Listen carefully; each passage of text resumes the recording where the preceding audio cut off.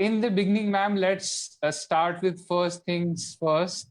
And here is a small question, because we had opened up our forms and we had asked the participants to submit questions to us.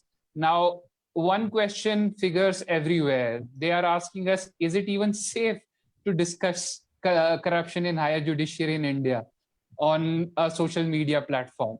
So I would like both of our speakers to explain to the students, law students, can we actually discuss corruption in higher judiciary in India on a social media platform? Is it safe? It is quite safe. There is no danger of anyone of persons speaking or listening, or the platform itself of being hauled up for contempt of court, because we are not discussing individual judges. We are not telling which individual judge is corrupt or which is not corrupt. So we are talking about what is, happening in judiciary. What is the status of judiciary as far as corruption is concerned? And as far as I'm concerned, I'm not afraid of discussing this topic anywhere. I've discussed it at many platforms.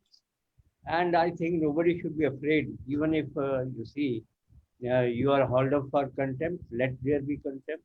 If we are not able to speak on the corruption in judiciary, then we should not ever think of removing corruption. The target is how to remove the corruption. Target is not only to speak.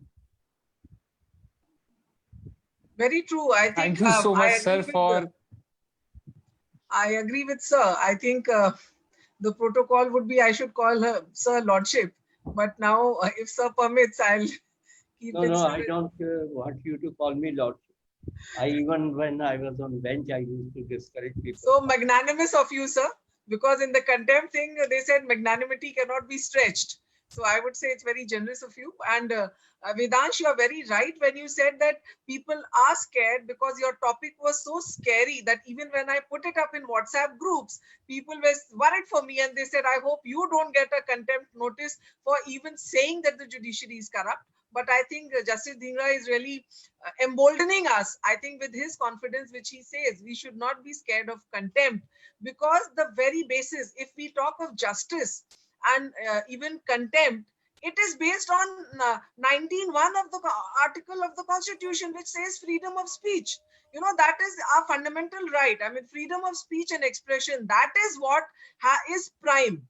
And I think if we are, as rightly sir said, that if we are not taking names, we are discussing corruption in general, we have very much, as a citizen of this country who is protected by the Constitution, we have a freedom of speech and expression. And I would like to tell you here, I was working in the civil services for 20 years.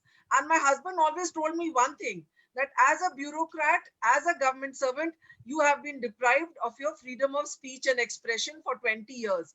That was the only reason I resigned from the government. I quit the government and I became a lawyer. And I felt that I need to be the voice of the voiceless. So definitely, contempt is not going to scare us. That's great, ma'am. Thank you so much. It's